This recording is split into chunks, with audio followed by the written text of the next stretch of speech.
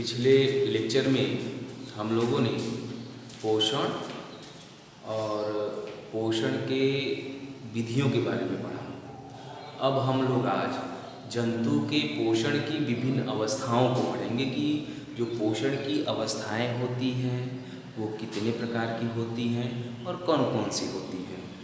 तो हेडिंग रहेगा जंतुओं के पोषण की विभिन्न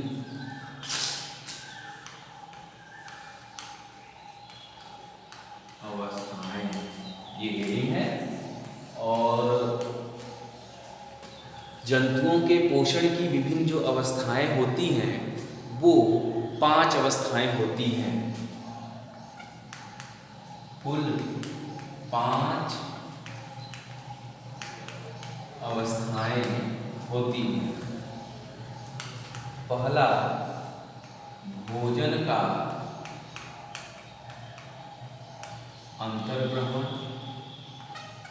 दूसरा भोजन का पाचन, तीसरा भोजन का जो पाचन के फलस्वरूप भोज्य अवयव बनते हैं उनका अवशोषण, चौथा स्वांगीकरण और पांचवा बहिक्षेपण।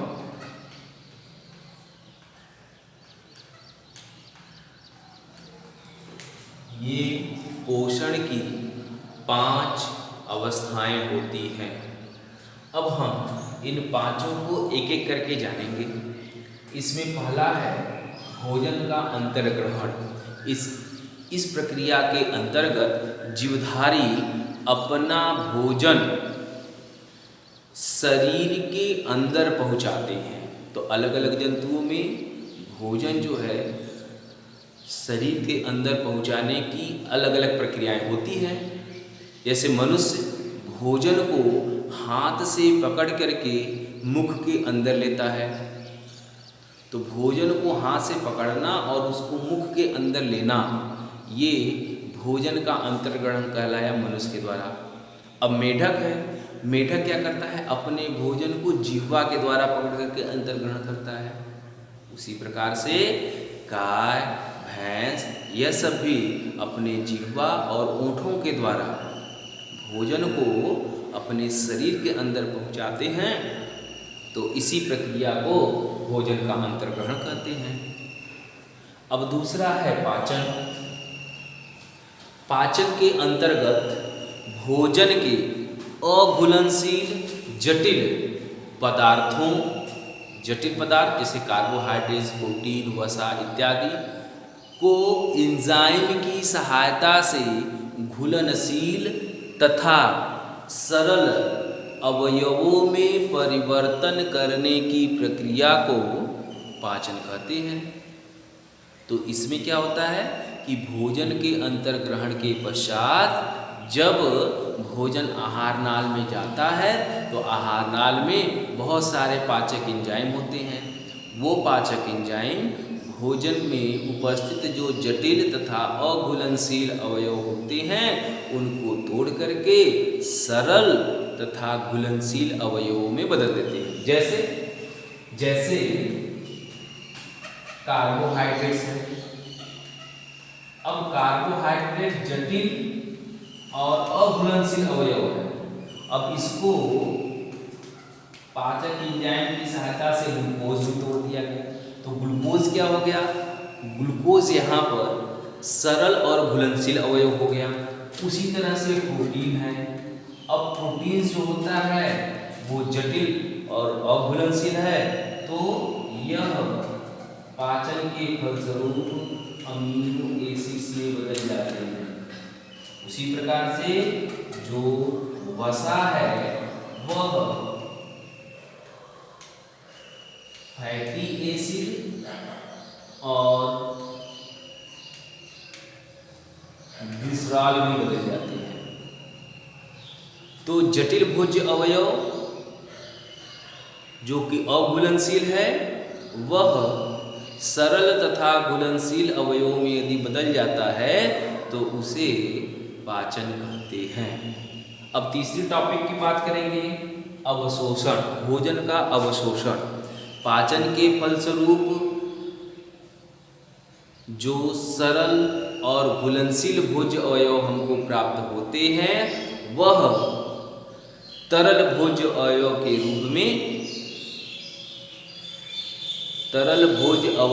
रूप में कोशिका द्रव्य या रुधिर में अवशोषित हो जाता है। तो ये जो ग्लूकोज अमीनो एसिड्स बने, उनको यह आहार नाल में उपस्थित रसांकुरों के द्वारा अवशोषित किया जाता है। जितने भी आपके कशेरुकी जंतु होते हैं उनमें रसांकुर पाया जाता है। रसांकुर जो होते हैं, रोम जैसी संरचनाएं होती हैं। यह तरल और घुलनशील सरल भोज्य अवयवों को अवशोषित करके रुधिर या कोशिका द्रव्य में मिला देता है। तो इस प्रक्रिया को अवशोषण कहते हैं। अब उसके बाद स्वांगीकरण। तो सरल तथा घुलनशील भोज्य अवयव जब रुधिर के माध्यम से अवशोषित होकर रुधिर के माध्यम से कोशिका के जीवद्रव्य में पहुंचकर आत्मसात हो जाता है, तो इस प्रक्रिया को स्वांगीकरण कहते हैं। तो पचे हुए भोजन का अवशोषण होकर रुधिर में मिलना और फिर कोशिका के जीवद्रव्य में पहुंचकर आत्मसात हो जाने की क्रिया को स्वांगीकरण कहते हैं। अब पांचवा और अंतिम है बहिक्षेपण। पाचन के पश्चात बचा हुआ अपशिष्ट अपच्य भोज्य पदार्थ पाचन हुआ। पाचन के बाद जो ऐसे पदार्थ हैं जिनका अब आगे पाचन प्रक्रिया में भाग नहीं हो सकता, तो वैसे शरीर के अंदर रह जाते हैं, तो वो अपच्य भोज्य पदार्थ कहलाए। और इन्हें शरीर से बाहर निकालना बहुत आवश्यक है। ऐसा इसलिए कि ये जो अपच्य भोज्य पदार्थ होते हैं वो शरीर के लिए नुकसानदेह होते हैं। तो पाचन के फलस्वरूप बचा अपच्य भोज्य पदार्थों को शरीर से बाहर निकालना बहिक्षेपण कहलाता है। तो यहाँ पर ये जंतुओं के पोषण की विभिन्न अवस्थाओं के बारे में हमने बात किया कि 5 अवस्थाएं होती हैं पोषण की: अंतर्ग्रहण, पाचन, अवशोषण, स्वांगीकरण और बहिक्षेपण। अब हम इसके आगे की तरफ बात करते हैं। अब हम बात करेंगे कि शरीर में भोजन की क्या उपयोगिता है, हम क्यों भोजन करें, ऐसा क्या कारण है कि सभी जीवधारी जितने भी सजीव हैं वो भोजन उनके लिए आवश्यक है। तो हेडिंग रहेगा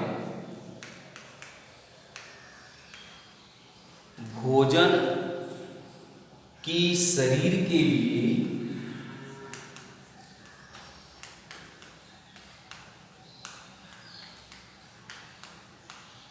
उपयोगिता।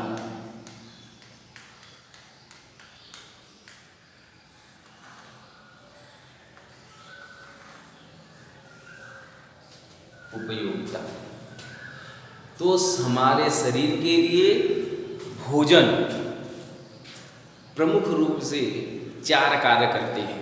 भाई हम भोजन करते हैं, वो जो भोजन हम लोग किए तो हमारे शरीर में उसकी क्या उपयोगिता है। तो वैज्ञानिक तथ्य के अनुसार ये 4 प्रकार के ये जो भोजन हम लोग करते हैं वो हमारे शरीर में उपयोगी होता है। पहला क्या है, जो सबसे पहला है ऊर्जा की आपूर्ति।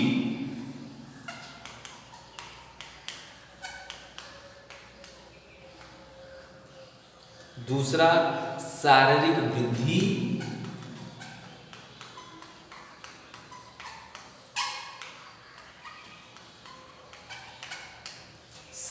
वृद्धि एवं टूट फूट की मरम्मत।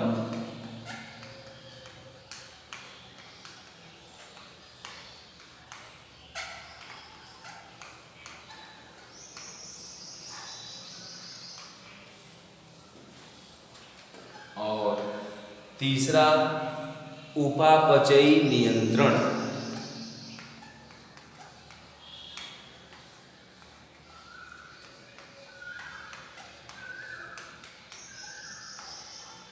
और चौथा जो बहुत ही मुख्य बात है इसका कि रोगों से रक्षा।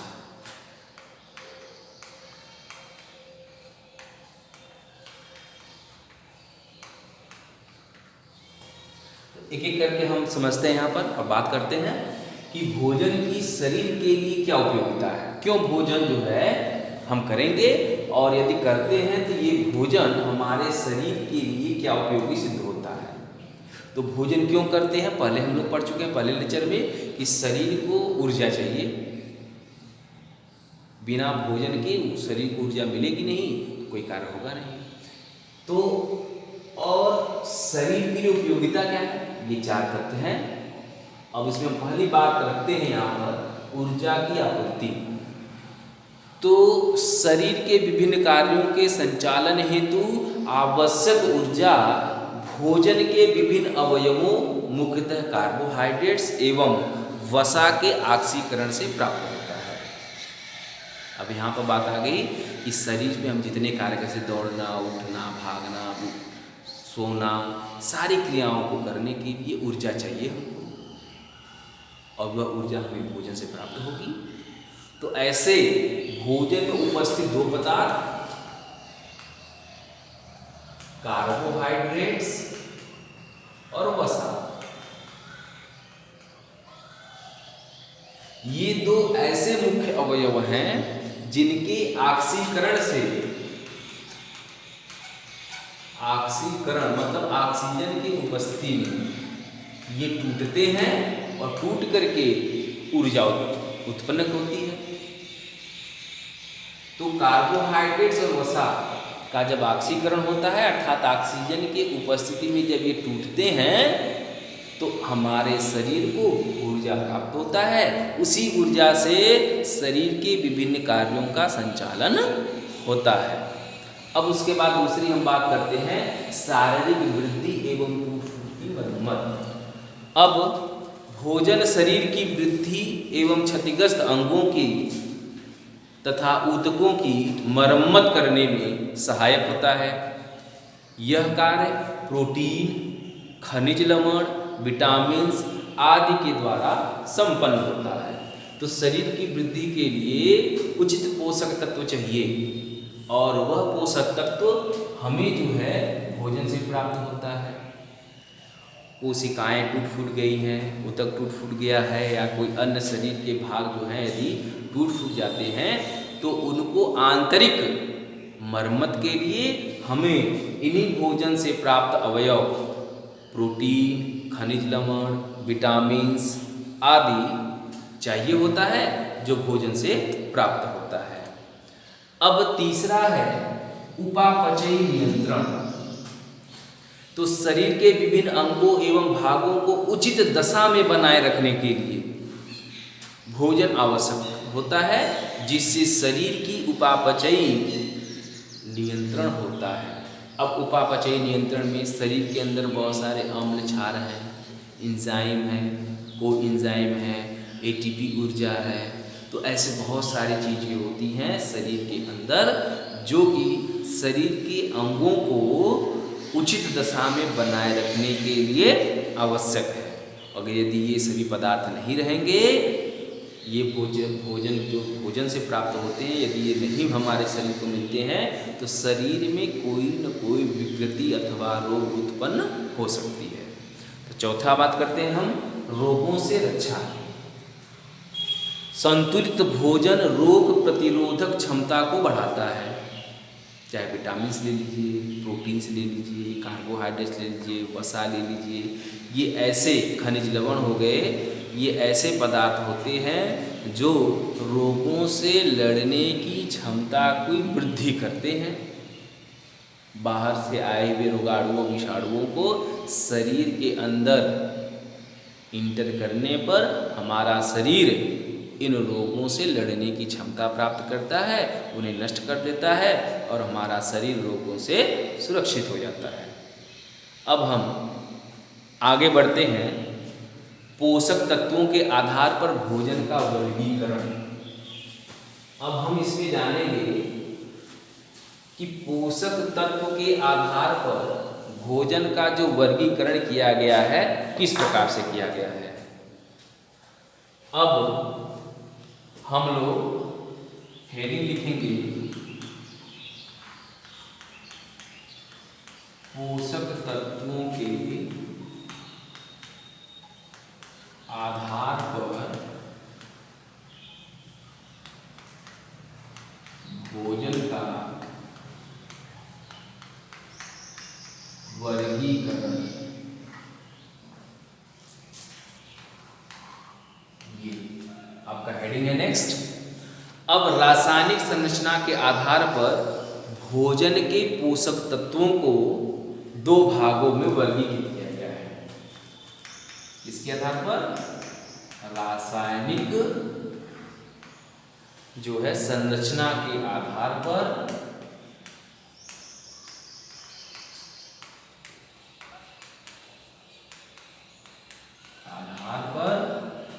भोजन को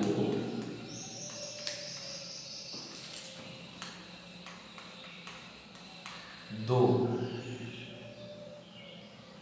वर्गों में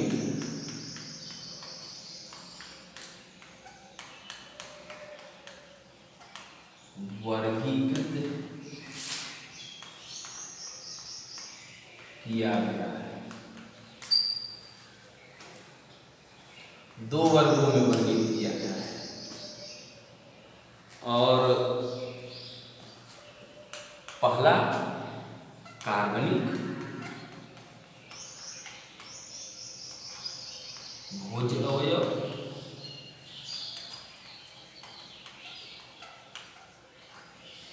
और दूसरा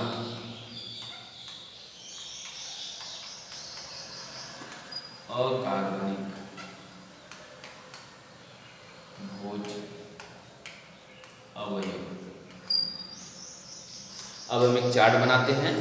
उस चार्ट के माध्यम से आप जो है देख लेंगे कि इसका जो है किस प्रकार से वर्गीकरण किया गया है। तो सबसे पहले चार्ट में हम लिखेंगे भोजन के अवयव। भोजन के अवयव, तो भोजन के अवयव को अभी हमने बताया कि इसको दो भागों में कैटेगराइज किया गया है। पहला कार्बनिक भोज्य अवयव, दूसरा अकार्बनिक भोज्य अवयव। अब ये जो कार्बनिक भोज्य अवयव होते हैं, ऐसे भोज्य अवयव जिसमें कार्बन उपस्थित होता है उसे कार्बनिक भोज्य अवयव, और ऐसे भोज्य अवयव जिसमें कि कार्बन नहीं पाया जाता हो उसे अकार्बनिक भोज्य अवयव कहते हैं। तो कार्बनिक भोज्य अवयव में कुल 5 भोज्य अवयव शामिल हैं। पहला कार्बोहाइड्रेट्स, प्रोटीन, वसा,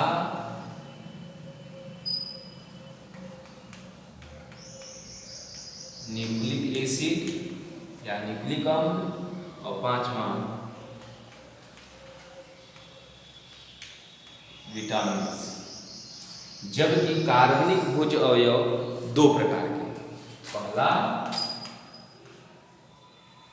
खनिज लवण जिसको कि मिनरल्स बोलते हैं, और दूसरा जल।